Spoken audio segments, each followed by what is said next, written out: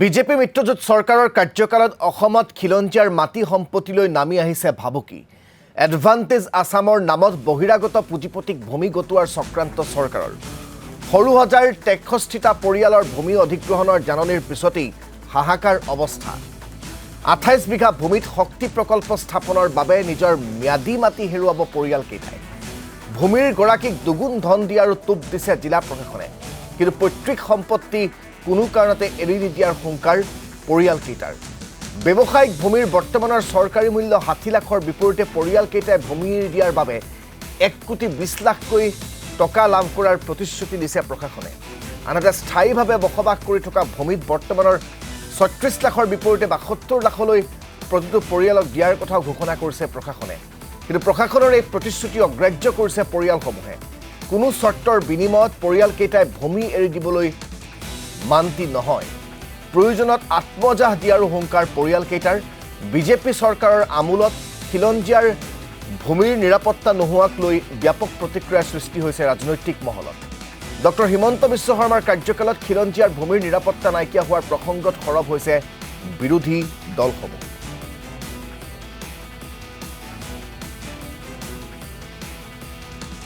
এই গোটেই বিষয়টো সন্দৰ্ভত কংগ্ৰেছ নেত্ৰী মীৰা বৰঠাকুৰে কি কৈছে সেয়া আমি প্ৰথমে আপোনালোকক শুনুৱাই লওঁ। এডভান্টেজ আছাম 2.0 নামত এওঁলোকে বেলতলা মৌজাৰ সৰুসজাই গাঁৱৰ ৰেভিনিউ ভিলেজ আৰু তেওঁলোকে প্ৰায় ২৮ বিঘা একঠা ৮.৭২ লেচাজ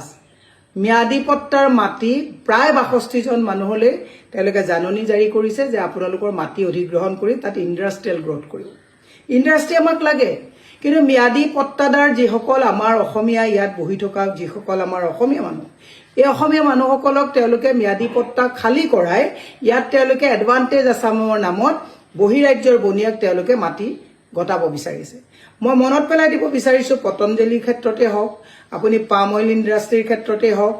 এই গোটেইবিলাকত যিবিলাক বহিৰাজ্যৰ বনিয়ত পানী দৰত মাটি হস্তান্তৰ কৰা হৈছে, তাত চকীদাৰ পিয়নৰ বাদে কিন্তু কোনো ধৰণৰ আমাৰ ল'ৰা ছোৱালীয়ে চাকৰি, ভাল উপযুক্ত চাকৰি তাত পোৱা নাই। মই মুখ্যমন্ত্ৰীক কৈছোঁ, অসমত আৰু মাটি নাই নেকি? আপোনালোকে যিবিলাক ভিতৰত আছে, তাৰমানে এওঁলোকে কিবিলাক আমাৰ ৰেডিমেড বস্তুবিলাককে ৰাস্তাৰ কিনাৰত ল'ব বিচাৰিছে, যাতে খুব ধুনীয়াকৈ তেওঁলোকে ইণ্ডাষ্ট্ৰি বনাই ট্ৰান্সপৰ্টেশ্যন একো কষ্ট নোহোৱাকৈ আমি বনাই থোৱা মাটিবিলাক তেওঁলোকে লৈ যাব। যেনেকৈ আপোনালোকে দেখিছে স্মাৰ্ট মিটাৰৰ ক্ষেত্ৰত, স্মাৰ্ট মিটাৰৰ ক্ষেত্ৰতো আজি কিমান কোটি টকাৰ কাম আদানীক দি দিয়া হ'ল। তেওঁলোকে কানেকশ্যনটো পাব্লিক মানিৰে, কালেকশ্যনটো তেওঁলোকে আদানীহঁতে কৰিব। মই সেইকাৰণে গুৱাহাটীবাসী ৰাইজক কৈছোঁ, ম্যাদী পট্টা যে এই ৬৩ জন মানুহক যে গুৱাহাটীৰ মাজমজিয়াৰ মাটি দিব ওলাইছে, এনেকুৱা নহয়। কাইলৈ আপোনাৰ মোৰ ঘৰৰ মাটিও কিন্তু প্ৰয়োজন হ'লে এওঁলোকে লৈ যাব। সজাগ হ'ব হ'ল। সেইকাৰণে মই আপোনালোকক অনুৰোধ কৰিছোঁ। মই একচুৱেলি এইখন আপলোড কৰি দিম বুলি ভাবিছিলোঁ, কিন্তু ইয়াত মই মানুহ যিসকলে তেওঁলোকে বেয়াও পাব পাৰে, নটিচখন মোৰ হাতত আছে, মই কেমেৰাত দেখাই দিছোঁ গভৰ্ণমেণ্টে কেনেকৈ মাটি বিচাৰি যে আপোনালোকক বেলেগ জেগাত মাটি দিব। মই ধৰি লওঁ আজি মই ইয়াত আছোঁ, মোক বেলেগ ক'ৰবাত জেগাত দিব, এই কথাটো যে তেওঁলোকে বিচাৰিছে। বেলেগতো বহু জেগাত মাটি আছে, ইণ্ডাষ্ট্ৰি বনাব, তেওঁলোকে ডেভেলপমেণ্ট কৰি লওক। কিন্তু আমাৰ খিলঞ্জীয়া যিসকল মানুহ, আমাৰ অসমীয়া যিসকল মানুহে ইয়াত মাটি লৈ আছে, তেওঁলোকৰ মাটি কিয় অধিগ্ৰহণ কৰি ইণ্ডাষ্ট্ৰি বনাব? আমি মীৰা বৰঠাকুৰৰ সেই প্ৰতিক্ৰিয়া শুনোৱালোঁ। যিটো বিষয় এতিয়া পোহৰলৈ আহিছে, সেই বিষয়টো অত্যন্ত স্পৰ্শকাতৰ এটা বিষয়।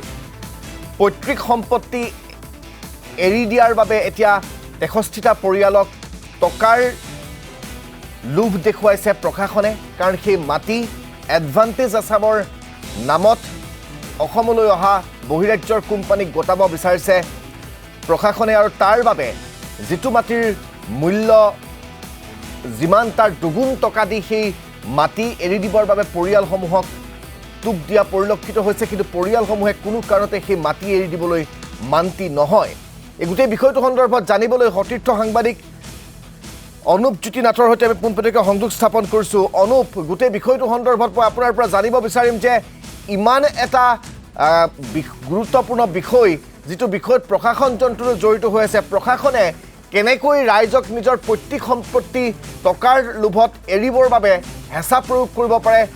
ভাবিলেই আচলতে আচৰিত হ'ব লগা এটা বিষয়। এই গোটেই বিষয়টো কেতিয়াৰ পৰা পোহৰলৈ আহিছে, কেনেকৈ প্ৰশাসনে তেওঁলোকৰ লগত যোগাযোগ কৰিছে, কথাবোৰ মই আপোনাৰ পৰা জানিব বিচাৰিম। নিশ্চয়কৈ ৰাজদীপ ইতিমধ্যে যি তথ্য সেই তথ্যসমূহ আমাৰ হাতত আহি পৰিছে আৰু যি নটিচ 63গৰাকী যি ব্যক্তিলৈ নটিচ প্ৰেৰণ কৰা হৈছে সেই নটিচ আমাৰ হাতত আহি পৰিছে যে এই নটিচৰ ভিত্তিত সেই স্থানলৈ আমি পৰৱৰ্তী সময়ত যাম কিন্তু এই মুহূৰ্তত মই কেইটামান কথা উল্লেখ কৰিছোঁ যে এডভান্টেজ আছাম 2.0 যিখন অনুষ্ঠিত কৰিলে ৰাজ্য চৰকাৰে আৰু সেই 2.0 যিখন যি এডভান্টেজ আছাম তাৰ ফলশ্ৰুতিত অৰ্থাৎ তাৰ এটা পাৰ্শ্বক্ৰিয়া দেখা পোৱা গৈছে যে গুৱাহাটীৰ মাজমজিয়াৰ 28 বিঘা 1.8.72 লেচা মাটি বৰ্তমান চৰকাৰে অধিগ্ৰহণ কৰাৰ সিদ্ধান্ত লৈছে আৰু য'ত যি শক্তি যোগান প্ৰকল্প তেওঁলোকে আৰম্ভ কৰিব বা তাতে স্থাপন কৰিব গতিকে এনেধৰণৰ বনিয়া গোষ্ঠীক অৰ্থাৎ বহিৰাগত বনিয়া গোষ্ঠীক বা যি ঠিকাদাৰী প্ৰতিষ্ঠানক এই যি ভূমি এই ভূমি 28 বিঘাৰো অধিক ভূমি হস্তান্তৰ কৰিব আৰু তাৰ পাছত তাতে প্ৰকল্প নিৰ্মাণ কৰিব গতিকে যিসকল স্থানীয় লোক আছে 63টাকৈ পৰিয়ালৰ যি পৈতৃক সম্পত্তি সেই পৈতৃক সম্পত্তি বৰ্তমান চৰকাৰক হয়তো তেওঁলোকে দি দিব লাগিব বা চৰকাৰে সেই ভূমি অধিগ্ৰহণ কৰিব গতিকে এটা দুটা বা তেনেকুৱা ধৰণৰ কথা নহয় 63টাকৈ পৰিয়ালৰ 28 বিঘাৰো অধিক ভূমি চৰকাৰে অধিগ্ৰহণ কৰা যিটো আচলতে বিষয় সেই বিষয়টো কিন্তু যথেষ্ট স্পৰ্শকাতৰ বুলি এইকাৰণে উল্লেখ কৰিব বিচাৰিছোঁ যে তেওঁলোকক টোপ দিয়া হৈছে যি ভূমিৰ যি আচলতে যি চৰকাৰী বিভিন্ন প্ৰকল্পৰ বাবে যি ধৰণৰ ভূমিৰ বিপৰীতে যি ধৰণৰ মূল্য দিয়া হয় সেই মূল্যতকৈ যথেষ্ট বেছি মূল্য তেওঁলোকক প্ৰদান কৰা হৈছে প্ৰায় 1,20,00,000ৰো অধিককৈ টকা তেওঁলোকক প্ৰদান কৰাৰ প্ৰলোভন দিয়া হৈছে টোপ দিয়া হৈছে আৰু সেই টোপ দি তেওঁলোকৰ মাটিসমূহ অধিগ্ৰহণ কৰাৰ পৰিকল্পনা বৰ্তমান কৰিছে আৰু প্ৰশাসনৰ তৰফৰ পৰা যি নটিচ সেই নটিচ জাৰি কৰা হৈছে আমি পৰৱৰ্তী সময়ত সেই স্থানত যাম সেই স্থানৰ যিসকল লোক আছে সেই লোকসকল আচলতে এই চৰকাৰৰ নটিচৰ ক্ষেত্ৰত বা চৰকাৰে যি জাননী প্ৰেৰণ কৰিলে সেই জাননী প্ৰেৰণ কৰাৰ ক্ষেত্ৰত তেওঁলোক কিমান সন্তুষ্ট কিমান অসন্তুষ্ট বা চৰকাৰী যি সিদ্ধান্ত আছিল সেই চৰকাৰী সিদ্ধান্তক তেওঁলোকে স্থানীয় যিসকল লোক আছে সেই লোকসকলে কিদৰে আচলতে গ্ৰহণ কৰে আৰু গ্ৰহণ কৰে নে তেওঁলোকে আচলতে চৰকাৰৰ যি সিদ্ধান্ত সেই সিদ্ধান্তক তেওঁলোকে বৰ্জন কৰে সেয়া আচলতে তেওঁলোকৰ কথা পতাত সকলো স্পষ্ট হ'ব কিন্তু বৰ্তমান স্থানীয় কেইবাগৰাকীও লোকক আমি যোগাযোগ কৰিছিলোঁ কিন্তু তেওঁলোক যথেষ্ট অসন্তুষ্ট হৈ পৰা পৰিলক্ষিত হৈছে যে চৰকাৰী এই ধৰণৰ যি সিদ্ধান্ত এই সিদ্ধান্তই তেওঁলোকক শংকাত ভুগাইছে বা তেওঁলোক আশংকাত আছে বৰ্তমান কিয়নো তেওঁলোকৰ যি পৈতৃক সম্পত্তি বছৰ বছৰ ধৰি দশক ধৰি তেওঁলোকে যি স্থানত বাস কৰি আছে সেই স্থানৰ যি মাটি সেই ভূমি চৰকাৰে অধিগ্ৰহণ কৰা বিষয়টোক লৈ তেওঁলোক যথেষ্ট চিন্তিত হৈ পৰিছে আৰু গোটেই বিষয়টো যিহেতু ফাদিল হৈছে গতিকে এই বিষয়টো চৰকাৰে বা প্ৰশাসনৰ তৰফৰ পৰা যিহেতু নটিচ জাৰি কৰিছিলে 63গৰাকী গতিকে নটিচ জাৰি কৰাৰ পাছত কালি এখন হয়তো ৰাজহুৱা তেওঁলোকৰ বৈঠক হৈছিল বা মিটিং এখন হৈছিল যিসকল স্থানীয় লোক গতিকে সেই স্থানীয় লোকৰ ৰাজহুৱা যিখন সভা হৈছিল সেই সভাত কি ধৰণৰ আলোচনা হৈছিল বা তেওঁলোকে যি চৰকাৰী সিদ্ধান্ত সেই চৰকাৰী সিদ্ধান্ত কি ধৰণে তেওঁলোকে অগ্ৰাহ্য কৰিছে নে তেওঁলোকে গ্ৰহণ কৰিছে এই গোটেই বিষয়সমূহ আমি জানিবলৈ সেই স্থানত উপস্থিত হ'ম আৰু সেই স্থানত উপস্থিত হৈ স্থানীয় লোকৰ আমি মন্তব্য লোৱাৰ চেষ্টা কৰিম গতিকে বৰ্তমান এটাই কথা ক'ম যে এডভান্টেজ আছাম 2.0 যি ধৰণৰ পাৰ্শ্বক্ৰিয়া হিচাপে এই ধৰণৰ আচলতে সিদ্ধান্ত যথেষ্ট গৰিহণাৰ যোগ্য আৰু ইতিমধ্যেই ৰাজনৈতিক ক্ষেত্ৰত বা বিৰোধী পক্ষৰ তৰফৰ পৰা যথেষ্ট তুলাধুনা দিয়া হৈছে এই ধৰণৰ সিদ্ধান্ত কিয়নো গুৱাহাটীৰ মাজমজিয়াৰ 28 বিঘাৰো অধিক ভূমি যিদৰে চৰকাৰে অধিগ্ৰহণ কৰাৰ যি সিদ্ধান্ত লৈছে এই সিদ্ধান্তক কিন্তু কোনো পধ্যেই মানি লোৱা নাই স্থানীয় লোকসকলে হওক সেয়া লাগিলে বিৰোধী পক্ষৰ পৰা ফালৰ পৰাই হওক কিন্তু আমি এটা কথা ৰাজদীপ উল্লেখ কৰোঁ যে এই যি সিদ্ধান্ত এই সিদ্ধান্ত আচলতে চৰকাৰে এটা দীৰ্ঘ সময়ৰ সিদ্ধান্ত বা দীৰ্ঘকালীন এটা পৰিকল্পনাৰ সিদ্ধান্ত নে তাৎক্ষণিকভাৱে কোনো বহিৰাগত বনিয়া গোষ্ঠীক বা বহিৰাগত যি প্ৰতিষ্ঠান আছে সেই প্ৰতিষ্ঠানক অৰ্পণ কৰাৰ ক্ষেত্ৰত তাৎক্ষণিকভাৱে লোৱা সিদ্ধান্ত এয়া কিন্তু সময়ত বা স্থানীয় লোকসকলৰ ফালৰ পৰা বা প্ৰশাসনৰ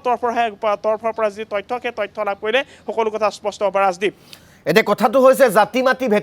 ভেটিৰ কথা কোৱা এখন বিজেপি চৰকাৰ যিখনে খিলঞ্জীয়া ৰাইজৰ স্বাৰ্থত সদায় কাম কৰোঁ বুলি তেওঁলোকে বৰ কথা কয় সেইখন চৰকাৰে এতিয়া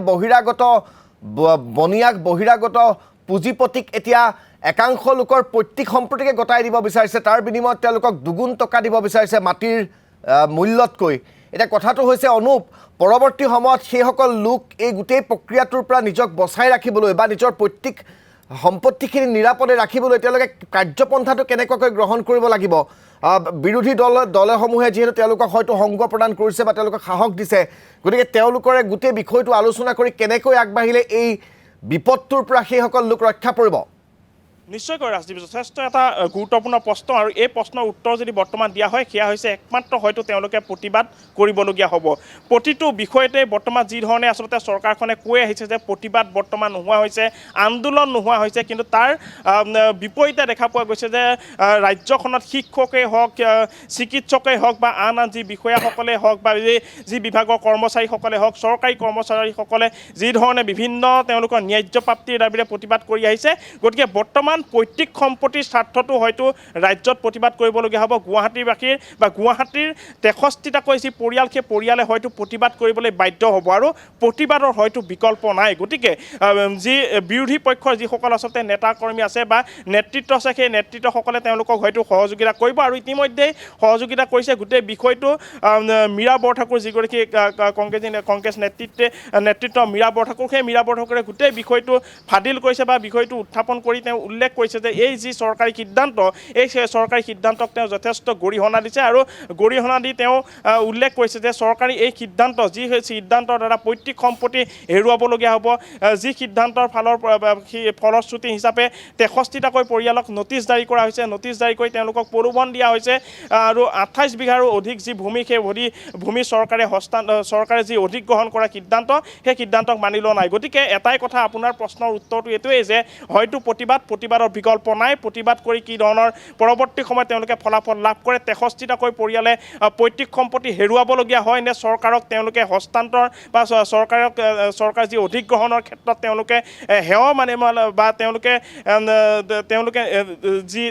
চৰকাৰৰ যি সিদ্ধান্ত সেই সিদ্ধান্তত তেওঁলোকে জয়ী হ'ব নে পৰাজয় হ'ব সেয়া পৰৱৰ্তী সময়ত লক্ষণীয় হ'ব কিন্তু বৰ্তমান এটাই কথা যে 63টাকৈ পৰিয়ালে হয়তো আন্দোলন কৰিবলৈ তেওঁলোক বাধ্য হ'ব তেওঁলোকে প্ৰতিবাদ কৰিবলৈ বাধ্য হ'ব চৰকাৰী এই সিদ্ধান্তৰ বিৰোধিতাত তেওঁলোকে এনেধৰণৰ কাৰ্যপন্থাৰ হয়তো বিকল্প নাই ৰাজদীপ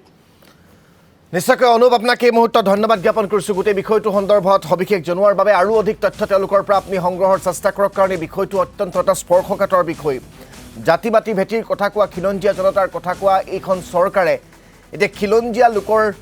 ভূমি কাঢ়ি বা ভূমি তেওঁলোকে অধিগ্ৰহণ কৰি চৰকাৰে বহিৰাগত পুঁজিপতি গতাই দিবলৈ লোৱাৰ যিটো কাৰ্য সেই কাৰ্যটো